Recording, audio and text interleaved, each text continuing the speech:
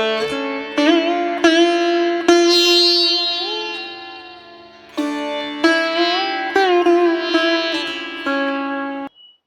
हर महादेव। कैसे हैं दोस्तों? मैं आपका होस्ट वीरेंद्र जांगरा काफ़ी समय के बाद आप लोगों से रूबरू हो रहे हैं। उम्मीद करते हैं आप सब लोग खुश होंगे, कुशल मंगल होंगे, और महादेव जी से हम यही प्रार्थना करते हैं कि आप लोग सभी लोग खुश रहें, कुशल मंगल रहें। तो जैसा कि एक अध्याय में हमने बात किया था तारकासुर के बारे में कि किस प्रकार तारकासुर का वध होता है और कार्तिकेय महाराज जी मतलब उन्हें इस संसार से मुक्ति देते हैं और इस संसार को वापस से कल्याण करते हैं। तो उसके बाद का वाक्य इस प्रकार है कि तारकासुर के 3 पुत्र होते हैं। वे भी तारकासुर की तरह ही उतने ही बलशाली और बलवान होते हैं और शक्तिशाली होते हैं। तो जैसे ही उन्हें इस बात का बोध होता है कि उनके पिता की मृत्यु हो चुकी है और देवताओं ने उनके साथ छल किया है, कपट किया है, तो वे उसका बदला लेने के लिए ब्रह्मदेव जी का तप करते हैं, बड़ी मतलब कठोर तपस्या करते हैं और उन्हें वरदान प्राप्ति के लिए प्रार्थना करते हैं। तो जैसे ही उनका तप संपूर्ण होता है, ब्रह्मदेव जी वहाँ पर प्रकट होते हैं।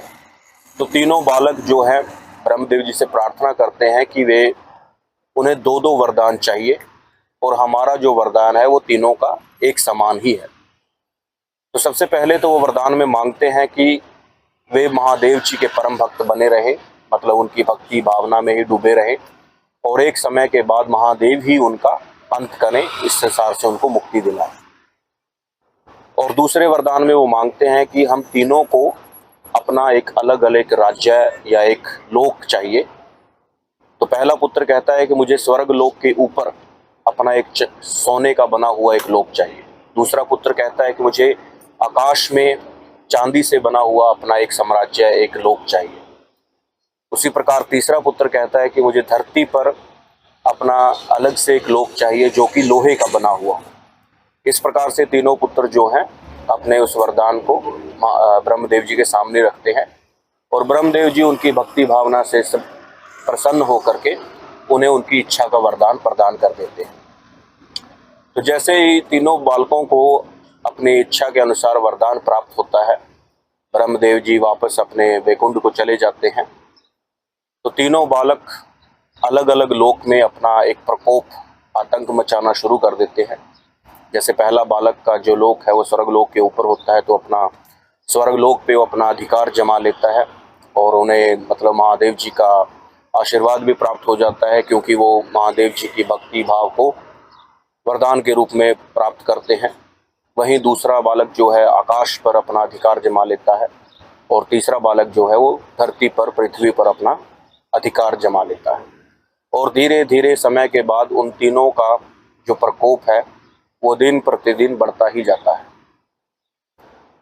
जैसे ही देवताओं को इस बात का बोध होता है, वे बड़े ही मतलब असमंजस में और बड़े ही परेशानी की हालत में ब्रह्मदेव जी के पास पहुंचते हैं और ब्रह्मदेव जी से प्रार्थना करते हुए कहते हैं कि आपने किस प्रकार का वरदान उन तीनों बालकों को दिया है कि ना तो उनके लोक में हम कोई भी देवता या मनुष्य प्रवेश कर सकता है और महादेव जी की कृपा होने की वजह से उन्हें कोई मार भी नहीं सकता।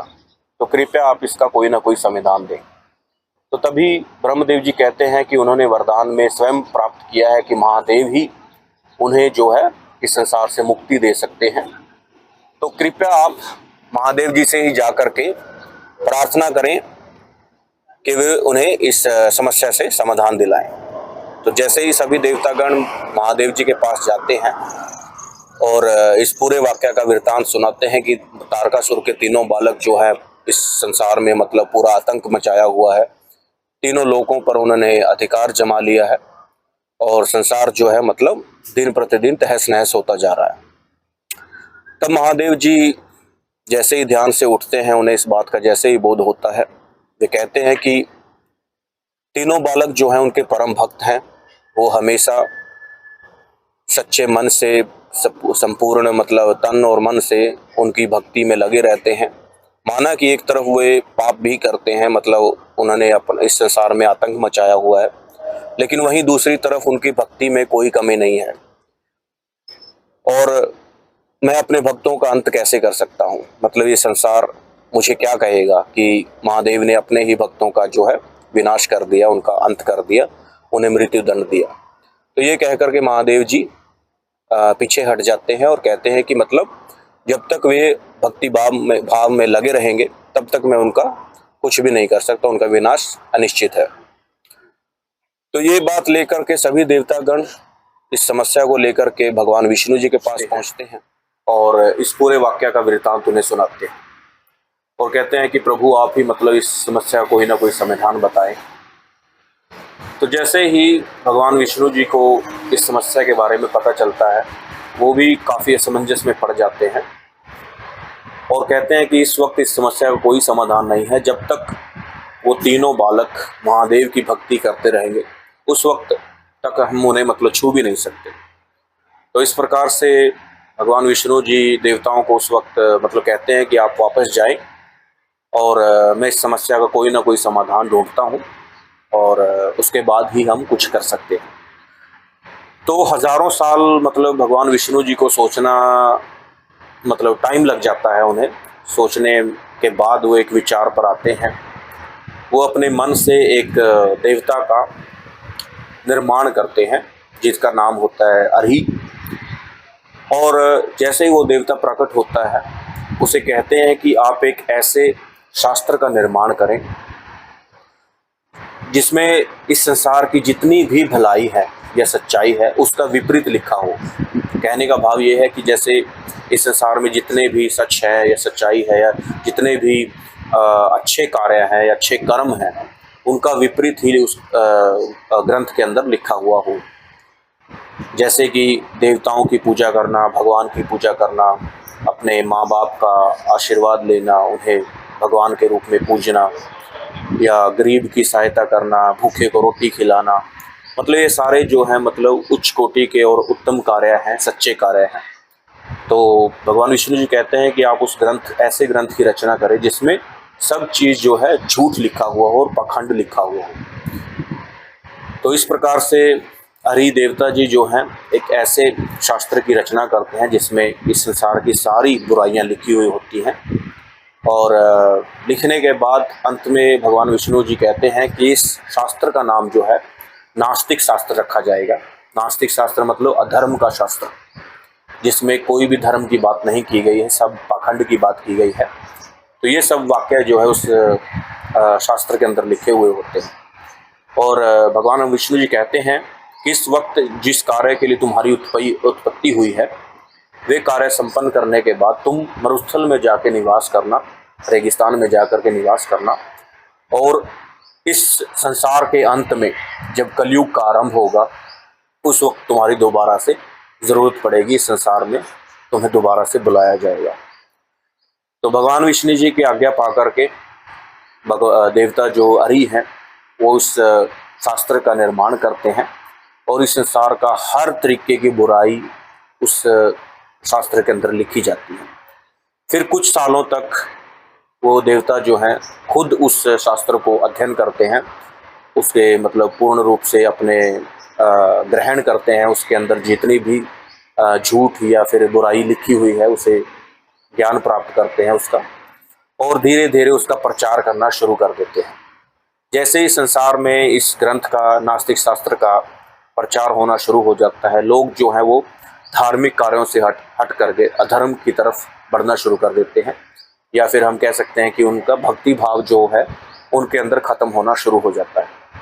तो धीरे धीरे ये जो है वाक्य मतलब ये पूरा वृतांत चलता रहता है। तो जैसे ही इस पूरे संसार में मतलब अधर्म बढ़ना शुरू हो जाता है, पाप बढ़ना शुरू हो जाता है, तो उस देवता कुछ शिष्य जो हैं उन तीनों लोकों में प्रवेश करने का मतलब कोशिश करते हैं, लेकिन भगवान महादेव जी की कृपा से वे उन तीनों लोकों में प्रवेश नहीं कर पाते। तारकासुर के जो तीनों बालक हैं उनके 3 जो अलग अलग लोक उन्होंने वरदान में प्राप्त किए थे, उनमें महादेव जी की कृपा से वे प्रवेश नहीं कर पाते। तो तभी वहाँ पर भगवान मतलब नारद मुनि जी प्रकट होते हैं और उसके शिष्यों की सहायता करते हैं, अपनी माया जाल फैला करके वो तीनों लोकों में उनका प्रवेश डलवाते हैं। जैसे ही वे शिष्य जो है उन तीनों लोकों में प्रवेश करते हैं, धीरे धीरे वहाँ पर रहने वाले जो भी लोग हैं उनमें भी उस नास्तिक शास्त्र का प्रभाव पड़ना शुरू हो जाता है। वे भी धीरे धीरे अधर्म की तरफ बढ़ना शुरू हो जाते हैं। वहाँ पर भगवान महादेव जी की भक्ति जो है वो पूर्ण रूप से धीरे धीरे समाप्त होना शुरू हो जाती है। और एक समय ऐसा आता है कि वहाँ पर कोई भी भक्ति भाव का कार्य नहीं रहता। सभी लोग जो है अधर्म की तरफ बढ़ना शुरू हो जाते हैं। साथ ही साथ वो तारकासुर के तीनों बालक जो हैं अधर्म के मार्ग पर चलना शुरू कर देते हैं। तो जैसे ही देवताओं को इस बात का पूर्ण मतलब धैर्य उन्हें मतलब हो जाता है, तो वे वापस से सभी देवतागण मिल करके स्वयं भगवान विष्णु जी और ब्रह्मदेव जी महादेव जी के पास जाते हैं और पूर्ण वाक्य सुनाते हैं कि आपके तीनों भक्त जो हैं वो भक्ति का मार्ग छोड़ करके अधर्म की तरफ उनका मुख हो गया है और रूह हो गया है।